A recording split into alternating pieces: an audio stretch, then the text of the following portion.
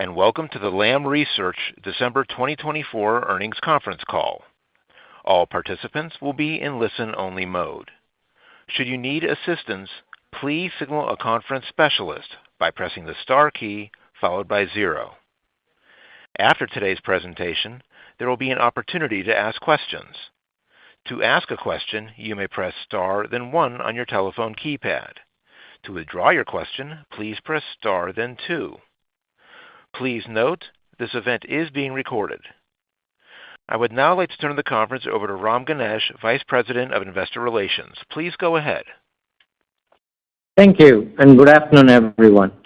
Welcome to the Lam Research Quarterly Earnings Conference Call. With me today are Tim Archer, President and Chief Executive Officer, and Doug Bettinger, Executive Vice President and Chief Financial Officer. During today's call, we will share our overview on the business environment, and we'll review our financial results for the December 2024 quarter and our outlook for the March 2025 quarter. The press release detailing our financial results was distributed a little after 1 p.m. Pacific Time. The release can also be found on the Investor Relations section of the company's website, along with the presentation slides that accompany today's call. Today's presentation and Q&A include forward-looking statements that are subject to risks and uncertainties reflected in the risk factors disclosed in our SEC public filings. Please see accompanying slides in the presentation for additional information. Today's discussion of our financial results will be presented on a non-GAAP financial basis unless otherwise specified. A detailed reconciliation between GAAP and non-GAAP results can be found in the accompanying slides in the presentation. This call is scheduled to last until 3 p.m. Pacific Time. A replay of this call will be made available later this afternoon on our website. And with that, I'll hand the call over to Tim. Thank you, Ram, and thank you all for joining the call today. Lam closed out 2024 with another solid performance. December quarter revenue, gross margin, operating margin, and EPS were all above our guidance midpoints, reflecting strong and consistent operational execution. Wafer fabrication equipment spending for 2024 finished in line with the mid-$90 billion range we guided earlier in the year. Overall, 2024 was a good year for Lam, even as NAND spending remained at muted levels. System revenues in both DRAM and foundry logic grew to record highs, and the size of our installed base increased to approximately 96,000 chambers. Our results show that we are making good progress on our strategy of broadening Lam's exposure across end-market device segments. It also demonstrates the increasing strength of our product portfolio as semiconductors move into the AI era. For example, gate-all-around and advanced packaging technologies are critical enablers for AI device manufacturing, including GPUs and high-bandwidth memory. They are also highly deposition and etch intensive, and as a result, we saw Lam's shipments for gate-all-around nodes and advanced packaging each grow to exceed $1 billion in 2024. In calendar 2025, we see WFE spending rising slightly to approximately $100 billion. Again, we expect technology inflections to lead to faster growth for Lam, as AI applications demand greater device and package-level performance. In 2025, Lam shipments to gate-all-around nodes and advanced packaging combined should be well over $3 billion.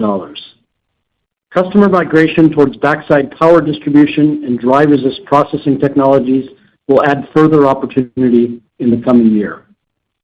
As we look forward, we view the increasing importance of deposition and etch technology as a differentiator for Lam and an opportunity to outperform. With this in mind, we have made strategic investments over the past few years to expand our R&D infrastructure, scale our organization, and transform our innovation process for greater speed. We are now seeing these investments yield important product advances.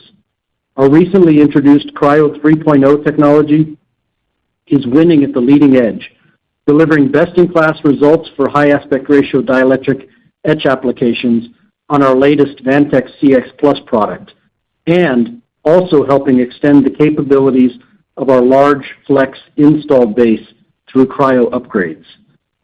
Our breakthrough dry resist capability for EUV is enabling patterning of extremely fine device features with greater precision, reduced defectivity, higher productivity, and reduced environmental impact.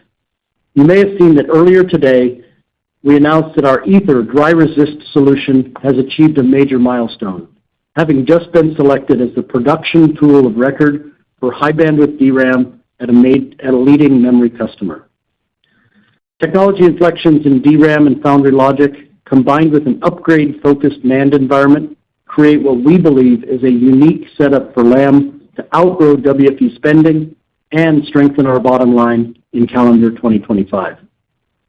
In NAND, the industry is looking to transition the current installed capacity to higher layer counts to achieve better device performance at lower bit cost. Here, several trends play to our favor. One is the transition to molybdenum, or moly. Lam's patented multi-station sequential deposition technology allows us to employ a differentiated liner and fill process sequence that is proving to be a winner with customers. The momentum for our new moly product is strong.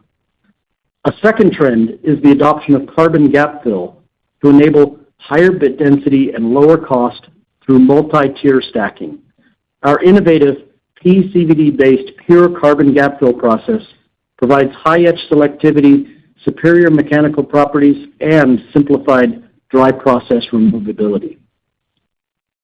While we are in the early innings of these transitions and early in the industry upgrade cycle overall, we expect adoption of moly and carbon gap fill to drive several $100 million in NAND shipments for Lam in calendar 2025. Lam's opportunity will grow even further in future years as more of the million-plus wafer starts per month installed capacity converts to higher layer counts. The differentiation we are delivering for customers runs deeper than the process technology itself. Our Semiverse solutions capabilities apply advanced modeling, simulation, data science, analytics, machine learning, and artificial intelligence to further enhance our equipment performance and reduce the time needed for process optimization.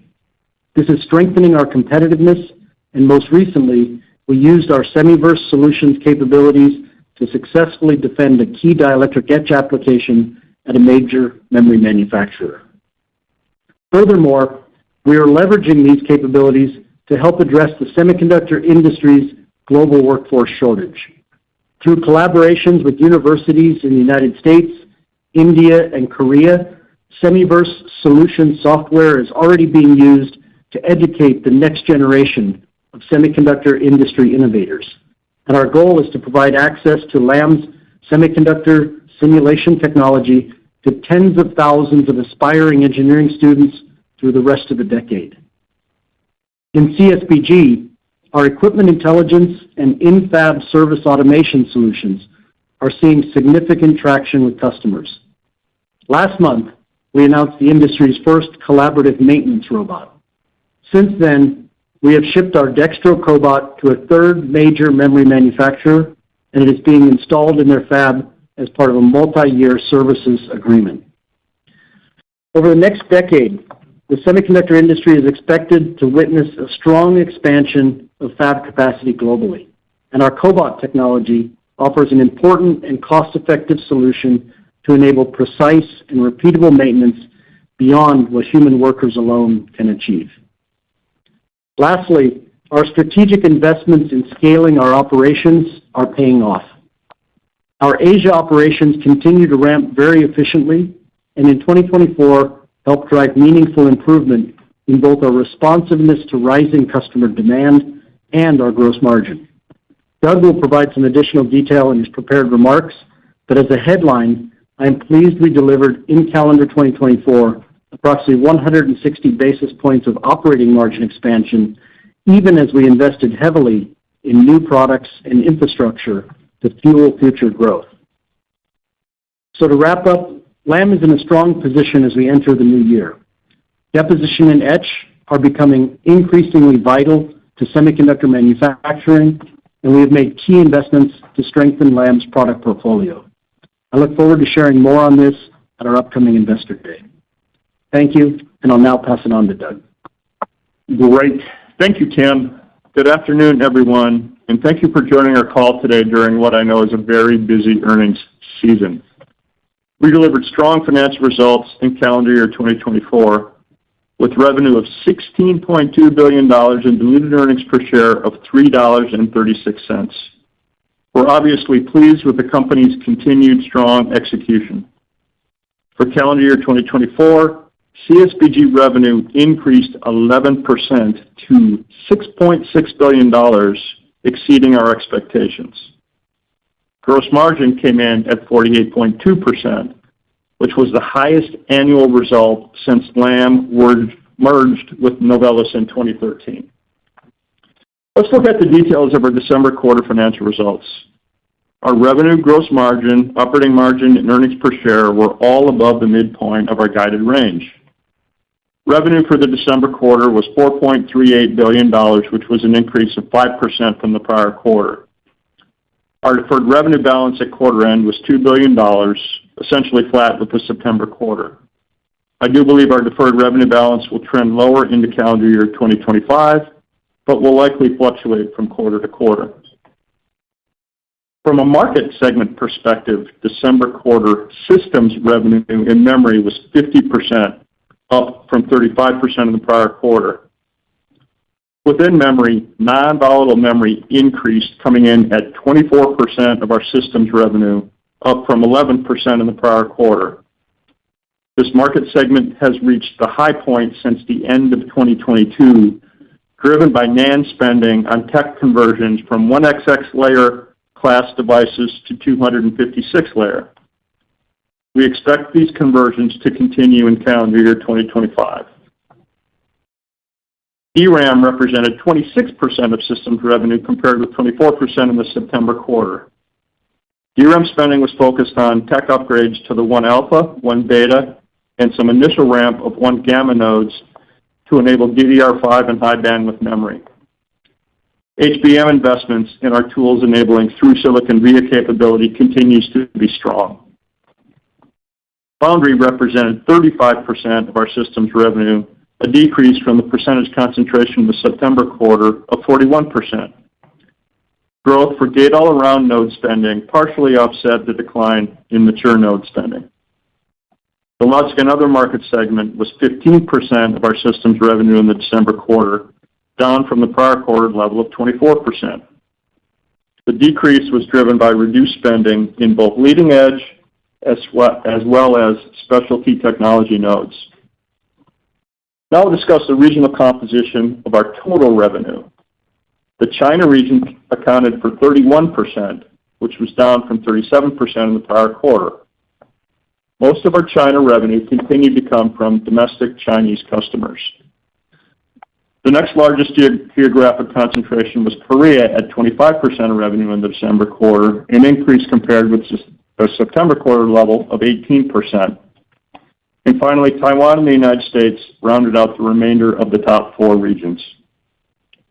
The Customer Support Business Group generated almost $1.8 billion in revenue for the December quarter, consistent with the September quarter, and 20% higher than the same period in 2023. Sequentially, growth in upgrade revenue largely offset the decline that we saw in Reliant systems.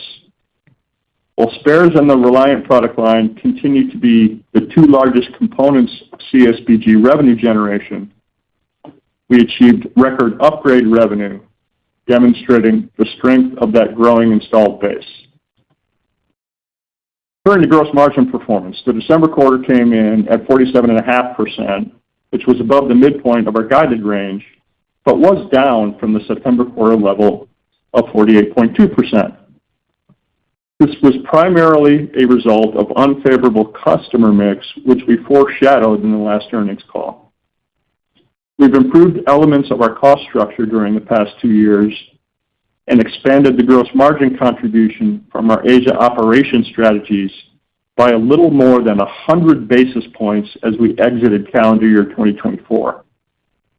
We expect incremental benefit to gross margins as we continue to scale production on a go-forward basis from this strategy. Operating expenses for December were in line with our expectations at $735 million, up from the prior quarter amount of $722 million. The increase was primarily due to higher incentive compensation tied to the company's increased profitability. R&D accounted for 67% of total operating expenses. Operating margin in the current quarter was 30.7%, a little bit below the September quarter level of 30.9%, and near the high end of our guidance range, primarily because of that higher revenue and the stronger gross margin performance. And I just reiterate what Tim mentioned, that we delivered 160 basis point improvement in operating margin for calendar year 2024. The non-GAAP tax rate for the quarter was 13.2%, within range of our expectations.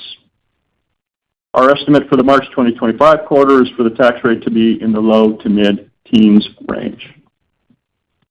Other income and expense for the December quarter came in at $11 million in income compared with $13 million in income in the September quarter. The slight fluctuation in OI&E was due to lower interest income, which was somewhat offset by lower foreign exchange losses and a little bit of gain in equity investments. OI&E will continue to be subject to market-related fluctuations that will cause some level of volatility quarter to quarter. And as we sit here today, I do believe OI&E will have a slight negative bias in the March quarter.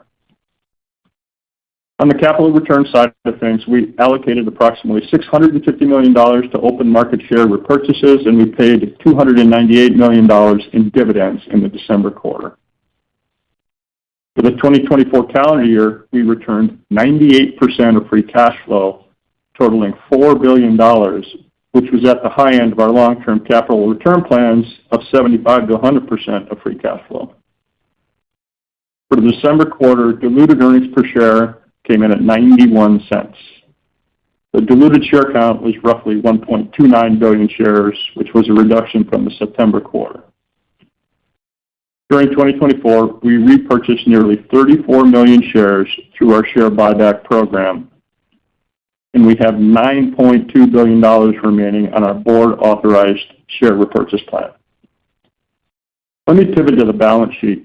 Our cash and short-term investments totaled $5.7 billion at the end of the December quarter, down from $6.1 billion at the end of the September quarter.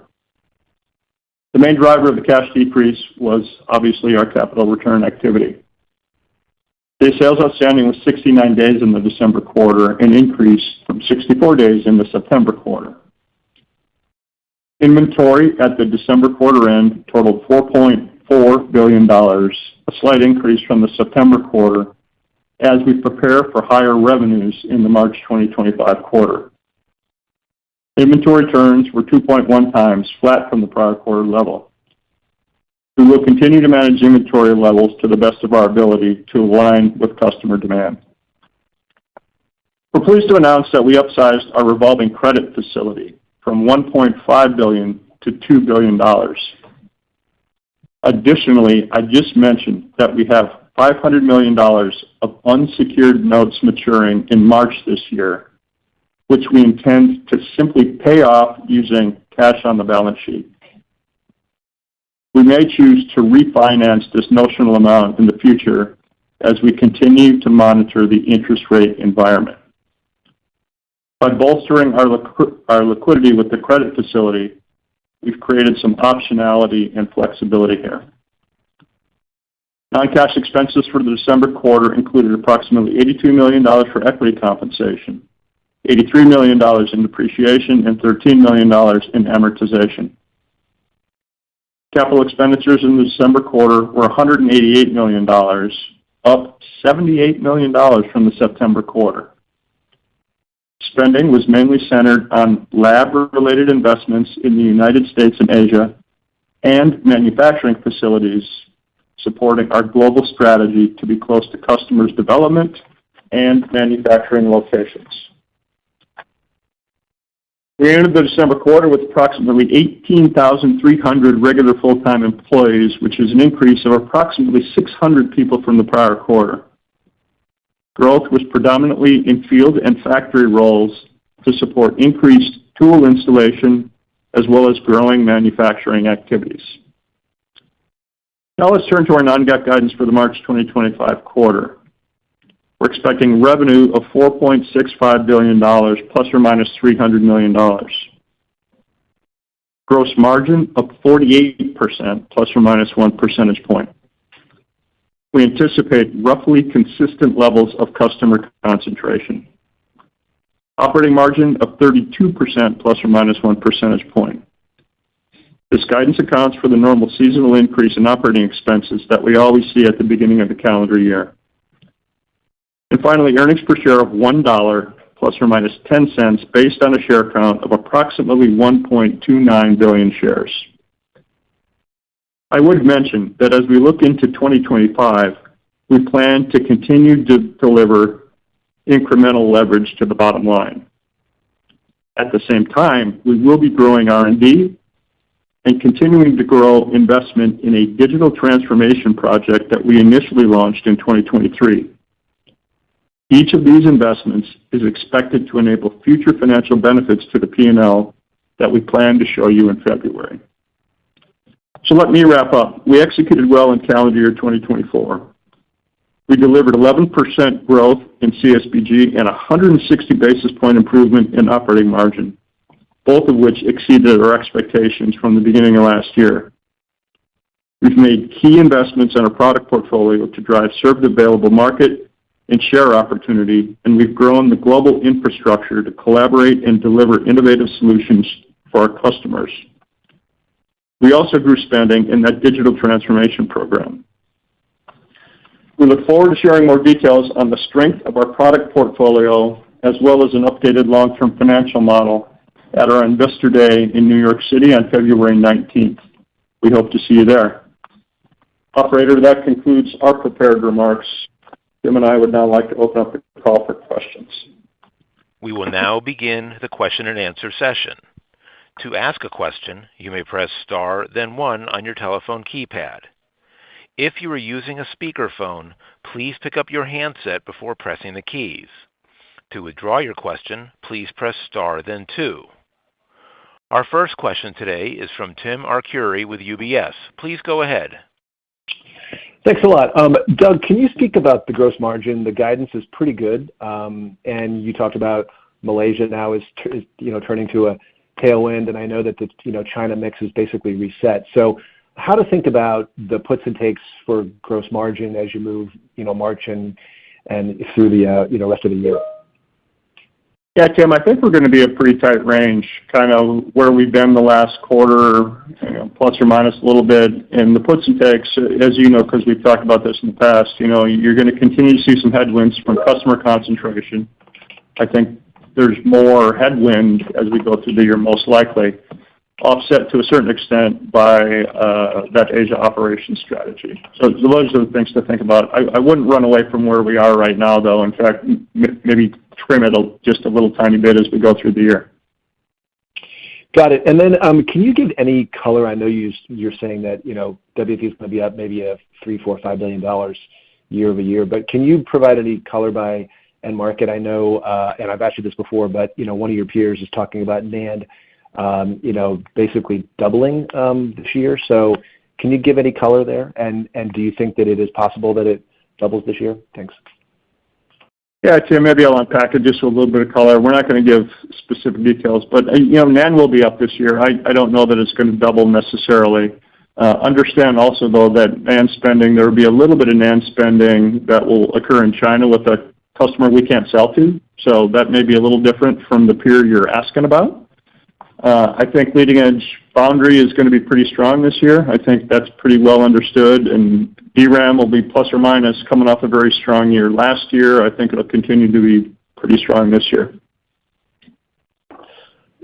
Thank you, Doug. Yep, thanks, Tim.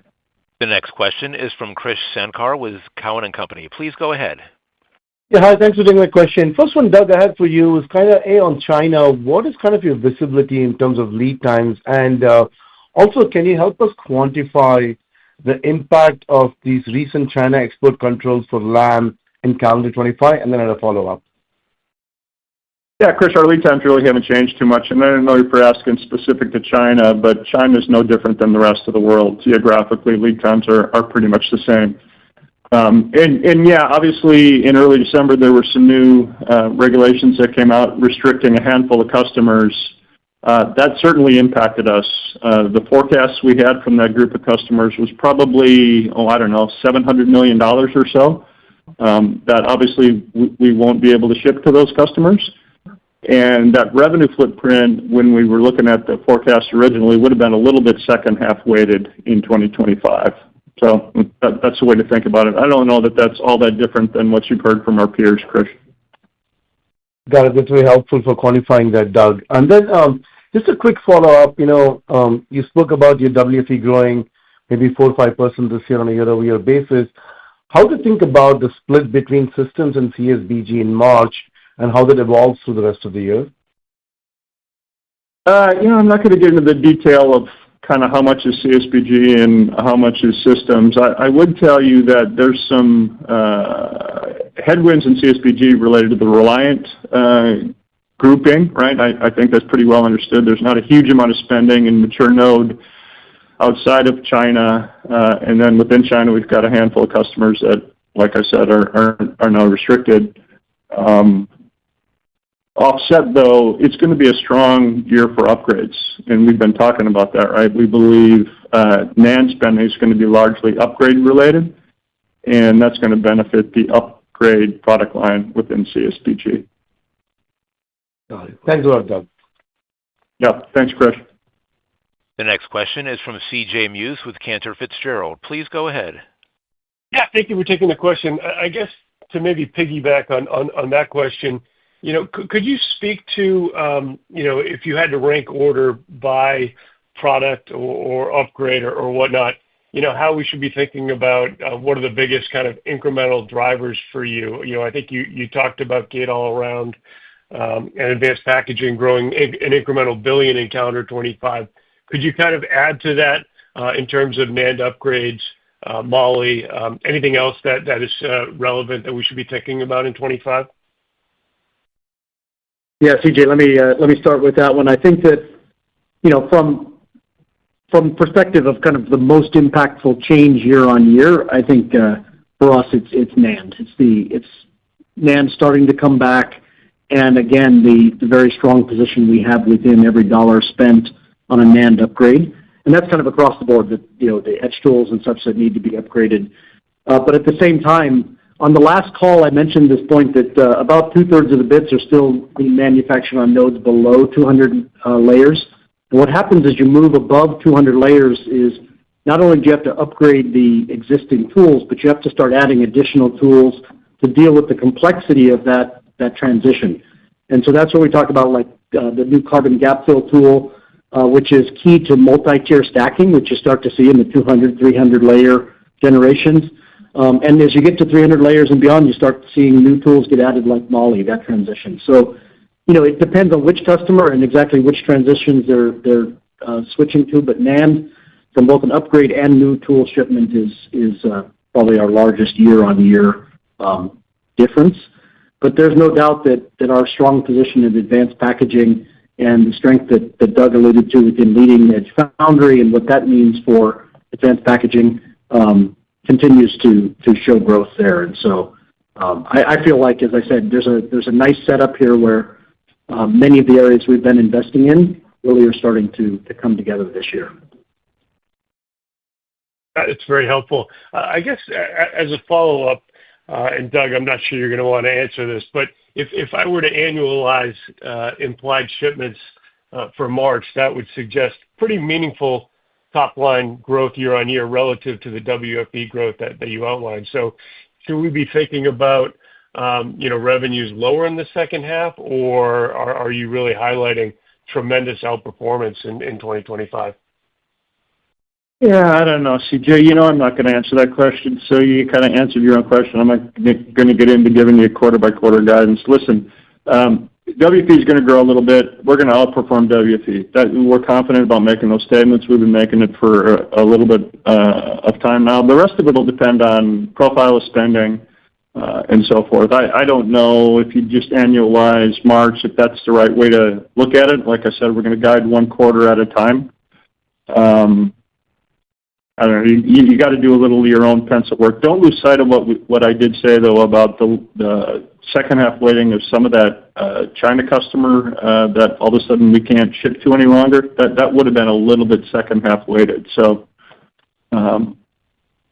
comprehend that as you build your model for the year. Great. Thank you. Thanks, CJ.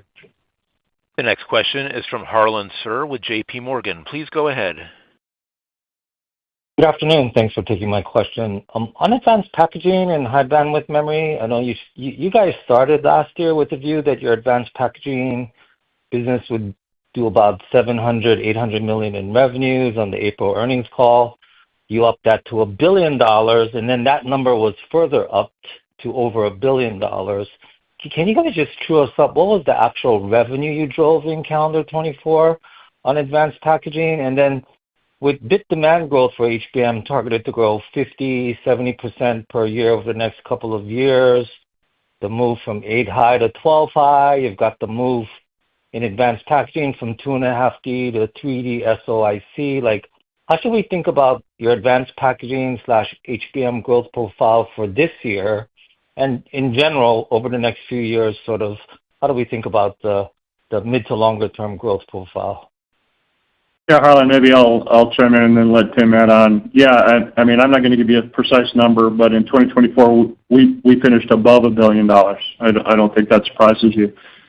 And I'm not going to give you a precise number for this year, but it is certainly going to grow again in 2025, and it's being driven by all those things you talked about, right? HBM3 going to 3E to potentially going to 4 at the end of the year, 8 going to 12, going to 16 die. We do all that TSV, so we're set up to do really well. We're pretty excited about it. I don't know, Tim. Yeah, no, I think, Harlan, the only thing I'd add is that we've been saying for a while that, and I think you've been hearing it in the marketplace, advanced packaging and getting the yield and productivity right on these processes isn't easy. And so, this is where Lam, as a critical process supplier with expertise in things like copper plating and etching, we're delivering value there. So we feel very good about our positions, and we're going to continue to grow with that market and do very well. So we can't put an exact number on it, but again, we did indicate we will grow again this year, and I think that's about all we can say. Oh, that's helpful. And then for Doug, this is the fourth consecutive quarter where your gross margins are coming in better than expected. Continued strength on the guidance for the March quarter, right? The overall sustainability and growth of your gross margins has been very, very solid. I've actually been surprised at how rapidly you've ramped your Malaysia manufacturing facility, low-cost geography. You've got strategically aligned supplier base in this region.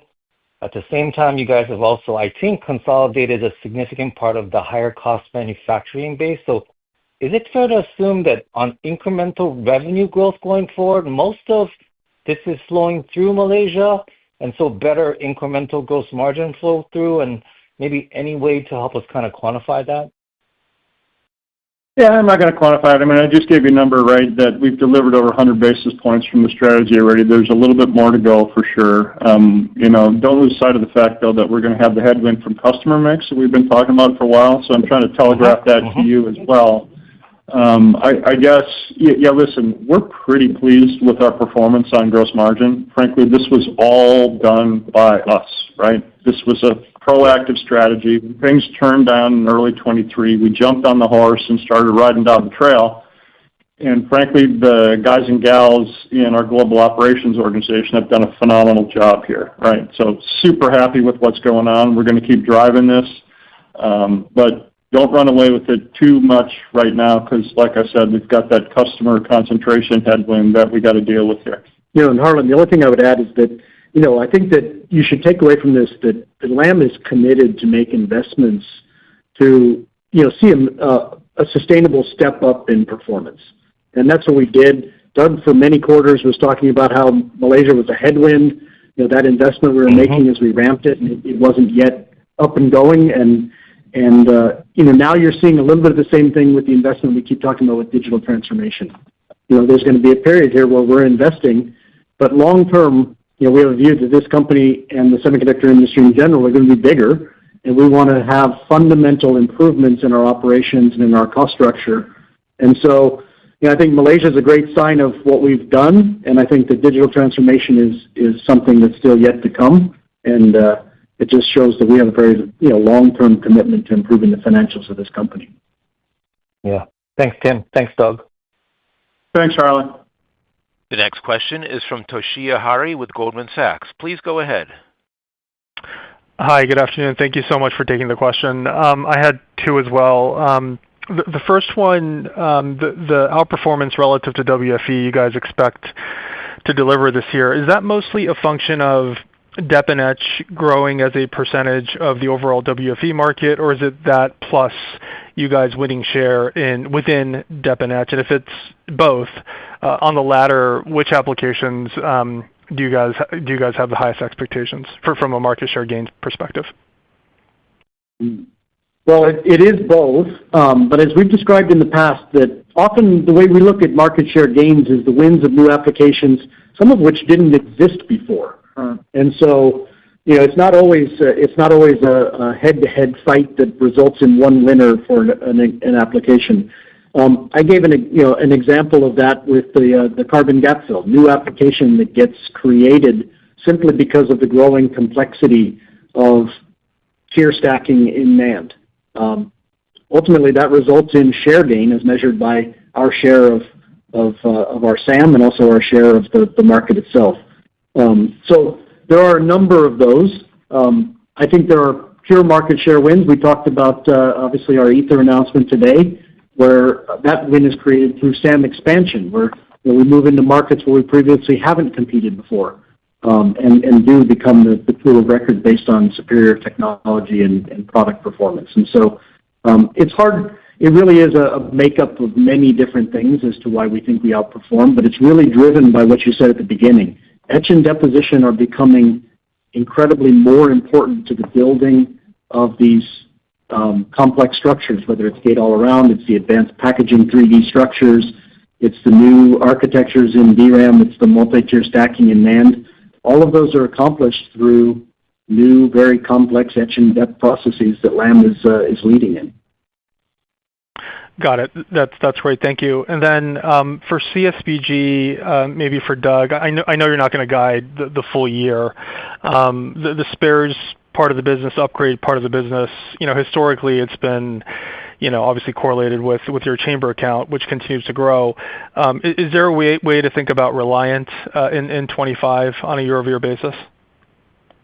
Yeah, Reliant's probably going to be down year over year, Toshiya, as I think about puts and takes. And, I don't think that's surprising, right? If you look at what's going on in specialty node investment, mature node investment in areas like analog, microcontrollers, there's not a lot of spending occurring outside of China.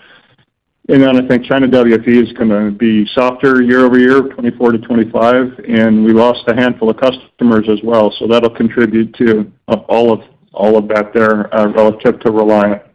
Offsetting that, though, I think it's going to be a good upgrade year, right? We've been talking about that, such that right now, if I was giving you a little bit of color to think about CPG, we're probably flat-ish, again, plus or minus, and we'll keep giving you updates as we go through the year as things change. Yeah, and Toshiya, the only thing I'd add on CSBG is, obviously we recognize that each of the different components of CSBG sort of move around. So maybe it's helpful to think about the areas that, ultimately are long-term future growers. And the one we've highlighted recently, that I talked about today, is how you use equipment intelligence and cobots and other things to, disrupt the way in which service is done inside the fab and therefore capture some of that value while still delivering a lot of productivity to the customer. And so, I think that's an area that still is less tapped, I would say, than our spares and upgrades and Reliant business that we talked about so much. And so there's still a lot of opportunity to come there as we start to roll out these new products onto new platforms and into fabs. Very helpful. Thank you. Thank you, Toshiya. The next question is from Srini Pajjuri with Raymond James. Please go ahead. Thank you. Doug, I just want to clarify the previous answer you gave on CSBG. So when you say flattish, are we talking calendar 24 being flattish, or is it fiscal? I'm sorry, calendar 25 being flattish, or is it fiscal, or are you talking sequentially for the next few quarters, I guess? Calendar 25. I never talk about fiscal years, almost never. It's year over year. You should think of CSBG in total as flattish. Got it. Thank you for that. And then my question, maybe for Tim, is on Moly B. I know you said several $100 million of contribution. I'm just trying to reconcile, what we are hearing from your customers, Tim. Obviously, demand is not great and the utilization levels are, lower, and some customers are actually lowering their factory loadings. So maybe you can help us, how broad-based of a transition are you seeing? Is it like a handful of customers, or I know there are only a handful of customers, but just if you could give us some additional color as to, how do you feel about the sustainability of Moly B as we go through the year? That'll be helpful. Thank you. Yeah, I think it's the sustainability. I mean, we've talked about the fact that, like I mentioned on the last call, the large number of the industry bits. We said 2/3 of the bits still being manufactured under 200 layers. Now, those are all nodes. Those are all bits being manufactured without Moly. And so over time, and we've said this is a multi-year transition, as you start to move this 1 million+ wafer starts per month capacity that exists towards higher layer counts. Now, different customers have different intercept points as to when Moly comes in, whether it's at exactly what layer count. And I can't go into that detail customer by customer. But what it says is we're going to see Moly coming in, as each customer reaches that transition point. Now, how do we reconcile the fact that customers are spending to go to higher layer counts and introduce new technologies like Moly and carbon gap fill with their statements as well that they might be wanting to cut spending? Well, first of all, I mean, upgrades are a very efficient way to move forward the technology. And so that's a reduced WFE means by which to get bits to higher layer counts. And frankly, higher layer counts result in lower bit costs for manufacturing and higher performance. And for certain end applications, you need higher performance to meet those requirements. And so I think that this is not a very broad and large upgrade move, but it's the early signs, and that's why we're starting to see improvement in our numbers. But over the next several years, you'll continue to see Moly contribute more and more as the number of wafers at those higher layer counts continues to increase. Got it. Thank you. Thanks, Srini. The next question is from Vivek Arya with Bank of America Securities. Please go ahead. Thanks for taking my question. Doug, just one or two clarifications. Why will CSBG be flat this year? And then how should we think about OpEx growth in calendar 25? Yeah, Vivek, it's what I described. We're coming off a pretty strong year for the Reliant product line. That's probably going to be less strong next year. Offsetting that, I believe, will be the spending on upgrades. Kind of based on what Tim just told you, right? There's an aging set of equipment in NAND. There's upgrades other places too. So that's the up and the down, I guess, is the way to think about it, Vivek. That makes sense? Yep. And the OpEx growth, Doug?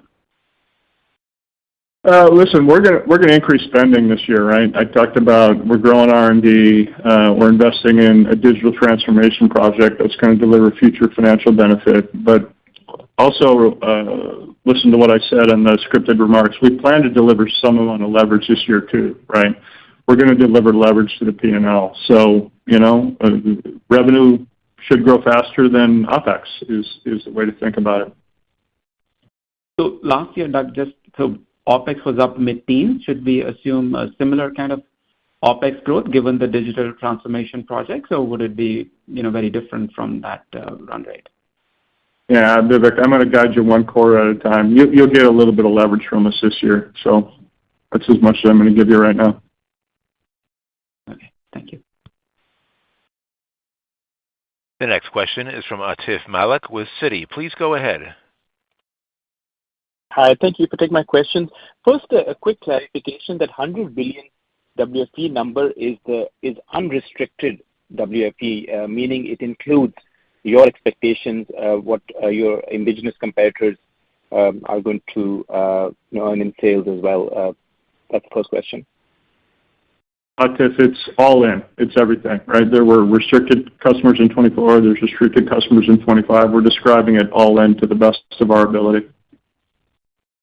Okay. And then, Doug, you made a comment that you're expecting similar customer concentration in the March quarter, and I was wondering if you're expecting similar regional concentration as well, and just trying to see if China sales are going to come down again in the March quarter after the drop in the December quarter. You gotta listen to my euphemisms when I describe stuff. Customer concentration actually is pretty tied to geographic concentration when I talk about it right now, so you should expect that to be roughly consistent December to March, roughly. I do believe that, again, we said this on the last call, again, China concentration for a year will be down versus 24 in 25. Got it. Make sense? Yep. Okay. Thanks, Anand. The next question is from Stacy Rasgon with Bernstein Research. Please go ahead. Hi, guys. Thanks for taking my questions. Doug, I don't mean to harp on it, but I want to go back to the CSBG outlet flat. So just on a run rate basis, you'd be down like $100 million a quarter versus where you ran in December. And I'm just confused given like the NAND strength that's upgrade driven. Presumably a lot of that would be CSBG. So I wasn't aware that. I mean, Reliant must be like falling like by a huge amount year over year for me to just fit that out. Like, I mean, I'm just trying. What am I getting wrong, or is there just some conservatism built in there, or like why such a steep fall off given the strength of NAND? No, there's not conservatism. Reliant is going to be down, right? We just lost a bunch of customers in China that largely purchase Reliant systems, so that's part of what's going on too. Okay, so that was the set. Like, did you have $700 million in calendar 24 in CSBG for Reliant in China that goes away in 2025? Was it that big? Stacy, $700 million was our forecasted revenue for that set of customers, what they would have spent in 25, that now they're not spending. And a lot of that would have been Reliant, Stacy. Okay. All right. I guess maybe along those lines, again, to go back to the China mix, I mean, you said customer mix. It sounds like the customer mix headwinds increase as we go through the year. Did I get that right? And if that's true, again, does that imply that China percentage ought to be going down as we go like into the second half? I said the China revenue percentage should be down in 25 versus 24. I'm talking about versus the current run rate, because you talked about the customer headwinds sort of increasing, and it sounds like the rest of the business will grow and you're missing China revenue in the back half. So does that percentage go down in the back half versus where you're running now? Sounds like that's what yeah, listen, I'm not going to guide more than one quarter at a time because stuff changes. Year over year, Stacy, though, it's going to go down. Got it. All right, guys. Thank you.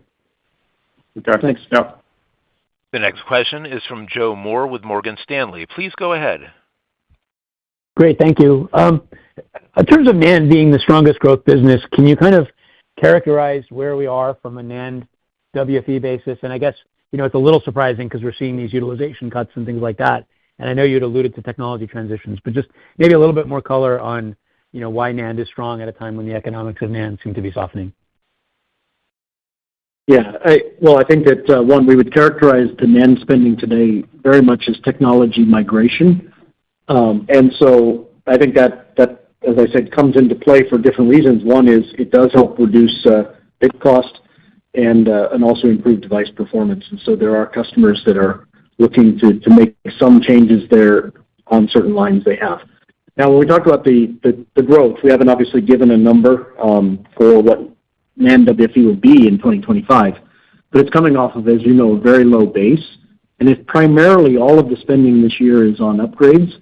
Again, the strength in Lam's, we spoke specifically about that being a strong grower for Lam, our strongest growing segment. Then we would say that that is because of our very high capture rate of WFE spent on upgrades. And so, I can't speak to every customer and what they're going to be spending this year, but what we can say is that there is still a strong desire to move certain lines forward to higher levels of technology, and that's what we're seeing. That's very helpful. Thank you. Thanks, Joe. The next question is from Vijay Rakesh with Mizuho. Please go ahead. Yeah, hi. Just a quick question on the NAND side. Sorry if somebody asked this question already. I joined late. Nice rebound there, but as you look at the full year, given how much NAND has come down, any thoughts on how much you see NAND growing this year in 25? Calendar 25. We're not going to give you a number, Vijay. It's going to be up though. Yeah, got it. Okay. And then can you talk to what you're seeing on the cryo side? I think you guys have talked about an opportunity with QLC NAND. How do you see that for 25, I guess? Yeah, I mentioned in my prepared remarks, and we had a release late last year on what we call our Cryo 3.0 technology, which really is a breakthrough in terms of performance for being able to etch very deep, very vertical holes for NAND flash memory. And also, that same technology can be used for other devices like DRAM that also need a high aspect ratio dielectric etch. And so we're very happy with the progress that's been made. What makes it very attractive is that our cryo technology can also not only be sold on new tools going forward, but also used to upgrade existing systems we have in the installed base, which is very attractive for our customers financially. Got it. Thank you. The next question is from Joe Quattrocchi with Wells Fargo. Please go ahead. Yeah, thanks for taking the questions. For the December quarter, the strength that you saw in NAND revenue, just wanted to clarify, was there anything in there from the Chinese customer that you can no longer ship to? I just want to kind of understand the strength that you saw is really the core NAND customer upgrades. No, there's nothing from a Chinese NAND, indigenous Chinese NAND customer. Nothing. Okay, helpful. As a follow-up, as we just think about the 2/3 of NAND capacity below 200 layers, I mean, how should we think about that trajectory exiting this calendar year in terms of that change of mix? Well, I think that's the question that we've been hearing quite a number of times on the call, which is, can we predict the rate and pace? And I think you have to look. The one thing we're certain of is over time, more and more of that installed base will continue to be upgraded to higher levels of technology. I think you have to look at the state of the NAND market, the requirements of each individual end application and what device requirements it holds, and that'll tell us a little bit more about the rate and pace. But at this point, we can't really detail that in any way for you right now. Okay, thank you. Yep. Thanks, Joe. The next question is from Tom O'Malley with Barclays. Please go ahead. Hey, thanks for taking the question, guys. Doug, I'll test you with one more NAND one. Forgive me, I know you've gotten a lot here. So in terms of the upgrades really coming in strong, I think it's actually very impressive that you're able to guide CSBG kind of flattish for the year. Just I was under the assumption that Reliant was a bigger portion of that mix of the bucket. So to totally offset that is surprising and I guess very good. But when I look back at the last 3 years with where NAND spend has been kind of in the high single-digit billions, I think people are give or take that. But you've seen the market struggle and you really haven't seen this take off in terms of spend. What's driving this above 200 layer upgrade this year? I guess I'm asking the question a bit differently. Why the urgency? Just because the numbers you're describing for this next year need to be pretty robust. Just want to understand why that's happening so quickly. It's obviously a really good thing for you. Yeah, Tom, I guess it's really what Tim described. The technology that's out there, 2/3 of it is sub 200 layer. It needs to get upgraded. Listen, it's not like we're back to the races at peak NAND spending. It's nowhere close to that. But you got enterprise SSDs evolving to need QLC, which needs the capability of structures that are beyond 200 layer, right? You got to get the circuit under the array. You need to have wafer bonding capability, and these technologies that are sub 200 layer don't enable that. That's what's going on. In addition to what Tim mentioned earlier, right? When you upgrade, you get a lower cost per bit. And so there's still economics that make sense there to a certain extent. And that's largely what we see going on this year. I don't know, Tim, if you'd add anything. No, I think that's right. That makes sense, Tom? It does. Okay. You have a follow-up, Tom? Yeah, I guess I'll pivot over to the foundry logic side. Obviously, a smaller percentage of the business view. We haven't really focused on it much this call. You're kind of pointing to the NAND business being a leader in your growth outlook for this coming year. But just given the CapEx guide that we saw from TSMC, any view of the change in market share dynamics and how that may impact you in the next year? Obviously, the view is that some of the other leaders are losing out to TSMC. How does that impact you? You've been asked this question previously, but wanted to get your update after the print there. Yeah, I'll let Tim talk about leading edge foundry. Yeah, sure. No, in fact, we would hate for people to walk away thinking we're back to focused only on NAND. It's just that it's been many years we've been waiting for the NAND recovery to start, and so we're able to talk about the fact that through these upgrades, that's kind of begun and is showing up in our numbers. But the reality is, I mentioned the strategy we had to pivot more of our R&D and our new product expansion into DRAM and foundry logic. That is paying off. We gave a number on gate-all-around nodes. We have a number of tools that play very well into that inflection. Plus, our strength in advanced packaging shows up very prominently in leading-edge foundry logic, since nearly all leading-edge foundry logic right now is driving and being driven by the advanced packaging capabilities. And so we're participating in that way. So, as you see leading-edge foundry logic customers spending, I would say that is those are share gain opportunities for Lam at this point. Thanks, Tom. Operator, we're going to take one more call. Yeah, thanks, Tom. Operator, we're going to take one more call.